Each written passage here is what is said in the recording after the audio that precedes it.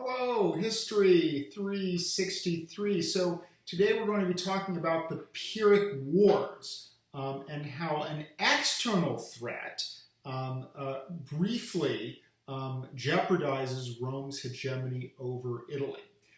So after the conclusion of the Third Samnite War in 290, Rome continues to engage in military operations across Italy, sending armies variously to southern Italy, in the 280s, also sending armies against the Senones, people who live across the Apennine Mountains in the southernmost part of Apennine Gaul, and indeed driving them out of their homeland in operations that probably resemble what today we might consider genocide or ethnic cleansing. And that trend of the Romans pushing Celtic peoples out of their territory in Cisalpine Gaul is going to be an ongoing trend in Roman imperialism into the 2nd century BC.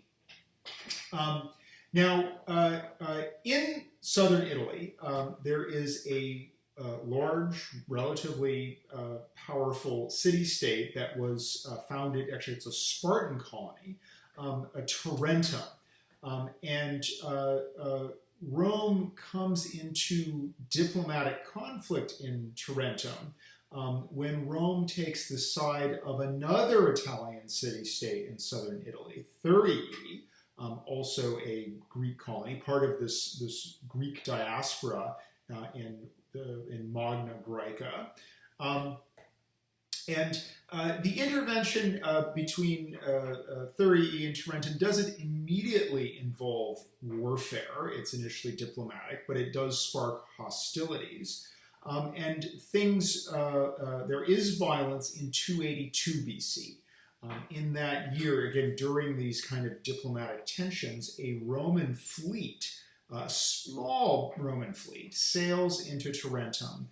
And the Tarentines attack it, sink a number of Roman ships, this is the sort of first act of violence. Now, a couple of things interesting about this incident. A, the Romans have ships. Up till now, the Romans have not at least really invested in naval operations. We do hear of some operations along the coast of Latium.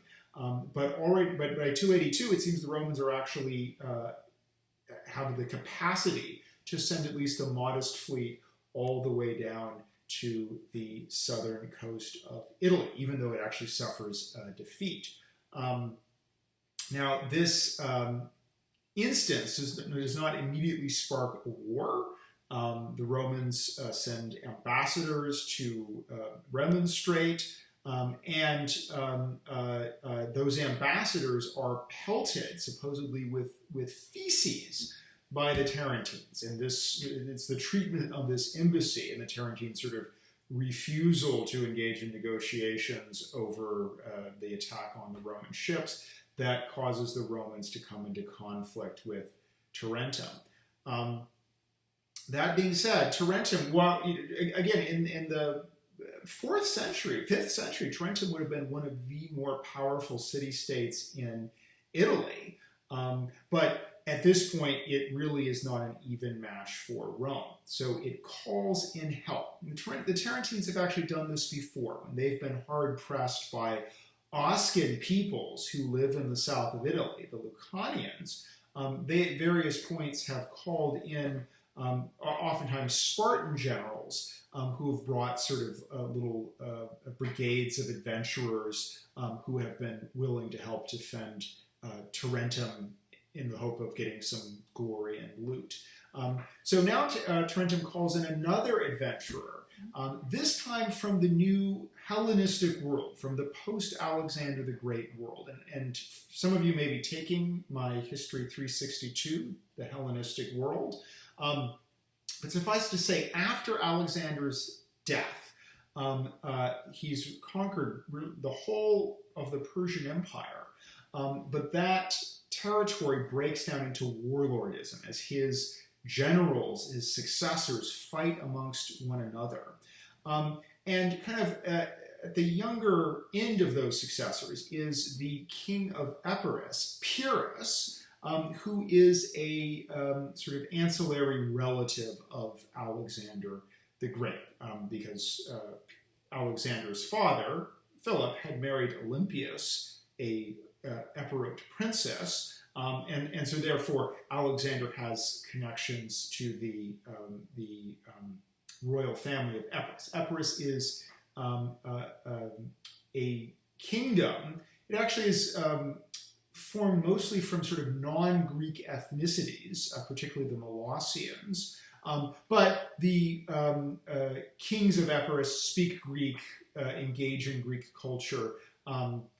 They're actually part of the trend of people in the Balkans really joining the Hellenistic world by participating in Greek culture and using Greek as their language.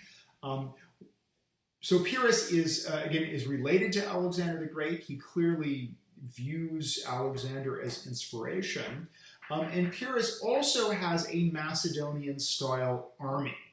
So the kind of army that Alexander the Great had used to conquer Persia, built around a well-drilled pike phalanx, armed with a type of Macedonian pike called a sarissa, which can be upwards of 20 feet long.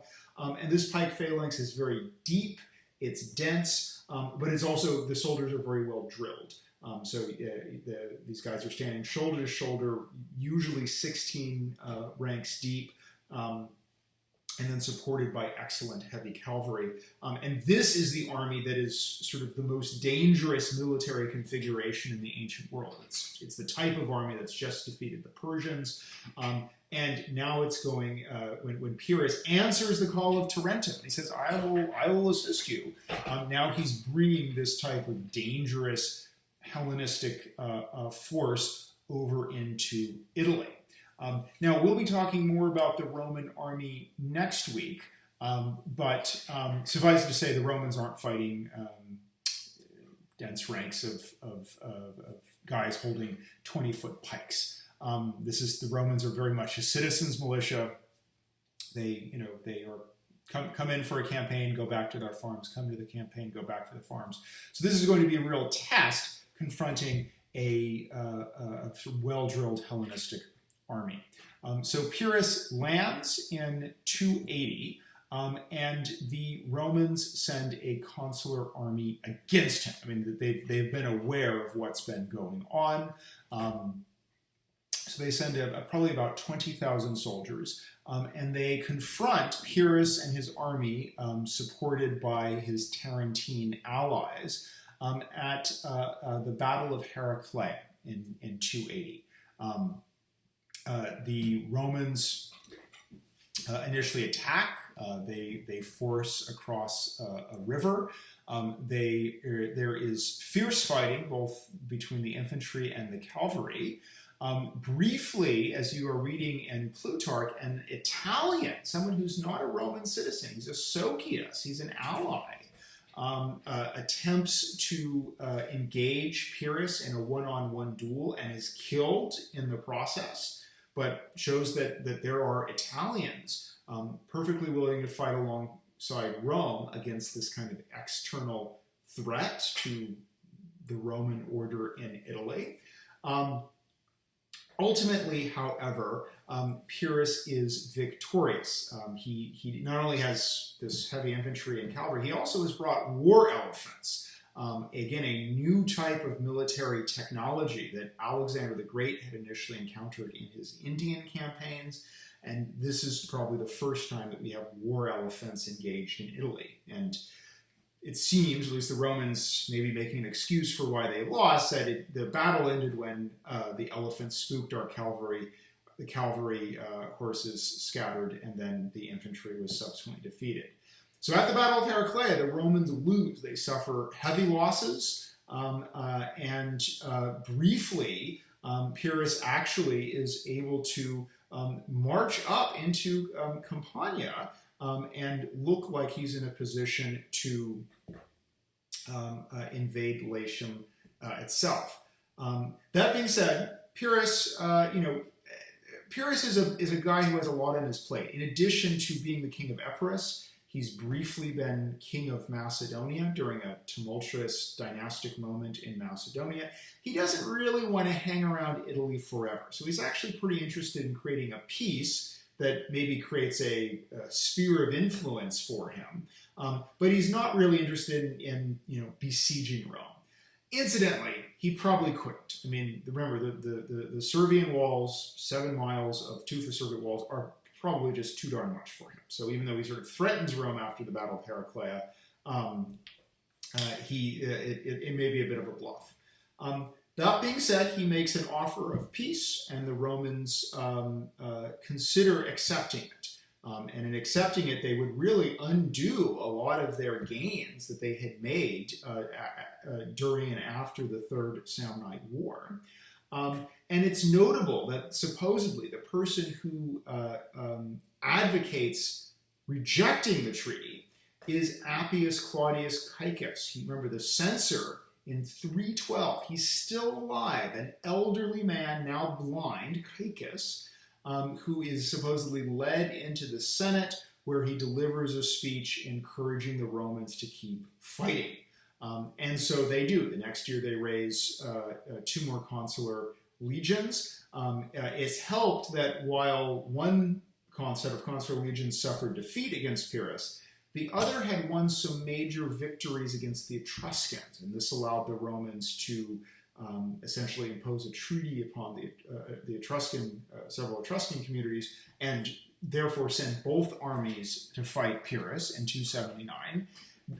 Pyrrhus, meanwhile, has been successful in recruiting many Italian peoples who are, have been fighting the Romans throughout the Samnite Wars, including quite a large number of Samnites, and are now more than happy to join Pyrrhus in trying to overthrow Rome. These are mostly peoples from southern Italy, people who are only very recently added and subjugated and locked into this alliance system that Rome has created. So another great battle at Asculum, a much more confused battle. It seems to be fought over 2 days. The first day, the Romans fight on rough terrain, and this somewhat disrupts Pyrrhus's heavy phalanx. The second day, it seems there's more fighting on flatter terrain, and Pyrrhus is more successful. Ultimately, it is a victory for Pyrrhus. Again, between his crack infantry, between his heavy cavalry and his elephants, and the Romans really like to blame the elephants for their defeats. He's able to break the Roman legions, drive them back, and inflict, again, heavy casualties. There's one problem. In both of these battles, at both Heraclea and Asculum, Pyrrhus himself has suffered heavy losses, and these are losses that are very difficult for him to regenerate. He's only brought so many soldiers. There really isn't an immediate supply of soldiers that he can, of Epirate Macedonian-style pikemen that he can just ship over. And so every soldier that he loses is kind of a loss. And meanwhile, the Romans are taking advantage of the huge manpower pool that they've built up between enfranchising various communities around Rome, the Latins, at this point later, the Sabines, the Pisantines, some Etruscan communities, even like Caere, and also the fact that Rome has these Latin colonies, that Rome has imposed military burdens on various Italian soci. All of that gives Rome a huge pool of manpower with which to absorb losses. And so that means the Romans, despite suffering heavy losses, can raise yet another army. And Pyrrhus, after the Battle of Asculum, may be getting a little bored. B, he's gotten an invitation from Sicily to come intervene on behalf of Syracuse, the big Greek city in eastern Sicily, against the Carthaginians. And so perhaps kind of thinking that, okay, I've beaten the Romans twice, I'm just going to treat this as done, and then I'm going to go to Sicily. He leaves and gives the Romans space to reorganize, regenerate, and also after a while start putting pressure on the Italian peoples that Pyrrhus has just supported. While Pyrrhus has these new, and again largely he's successful against the Carthaginians, but then he tends to alienate the communities that he's aided because he sort of then treats them as part of his own kind of personal empire. So Pyrrhus is gone. Now, by 275, the Samnite communities that had sided with Pyrrhus, facing again rejuvenated Roman pressure, call for him to come back. And meanwhile, Pyrrhus has burned a lot of bridges amongst his Greek allies in Sicily, including executing a number of Syracusan politicians that aren't sufficiently loyal to him. And so Pyrrhus decides, okay, Syracuse, that was fun. I beat the Carthaginians, but this is getting boring. Pyrrhus is an unfocused individual. So he leaves Sicily behind and returns to Italy, where he fights one more battle against the Romans, the Battle of Beneventum. At this point, the city may be named Maleventum. We don't have great sources for this battle, although at worst, it's a draw. That is, the Romans fight Pyrrhus to a draw. It may even be a slight Roman victory. It's not a crushing victory over Pyrrhus, but he suffers, again, heavy losses, and this time doesn't really break the Romans. And so Pyrrhus, at this point, just kind of gives up. He's interested in again, he's also found some kind of new shiny thing, namely fighting with another warlord over Greece. And so after the Battle of Beneventum, he leaves. The only thing that he does is leave us a garrison in Tarentum itself to protect Tarentum against the Romans, and then he goes on to new adventures in Greece, and those adventures are lethal to Pyrrhus. In 272, he is fighting in Argos against the warlord Antigonus Gonatas, and in kind of a street fight, a old lady supposedly throws a roof tile down on Pyrrhus, hits him in the head, stuns him while he's sort of personally leading his troops, and he's killed by an enemy. So by 272, Pyrrhus is dead, but by 275, he's basically out of Italy. And indeed, the garrison he leaves behind also eventually evacuates, which means that Rome is now in a position to reimpose hegemony, which it does quite swiftly and sternly, over southern Italy. And so this, on one hand, the fact that we have this new, different type of army with war elephants, it is a real threat to Rome's hegemony. But the robust nature of Rome's settlement of Italy, the fact that all of these different statuses do give the Romans the ability to draw troops from a wide variety of peoples, allows Rome to beat back the threat. And therefore, we enter the 260s with the Romans extremely confident of their control over Italy.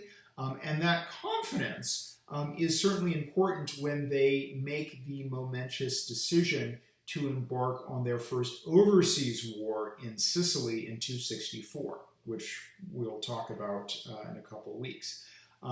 For next week, we're actually going to stop. We're going to look at Roman institutions, talking about the magistrates, the Senate, the voting assemblies, the army, and thinking again of sort of how all of these institutions are really critical for Rome's ability to function as an imperial power, first in Italy and subsequently in the Mediterranean.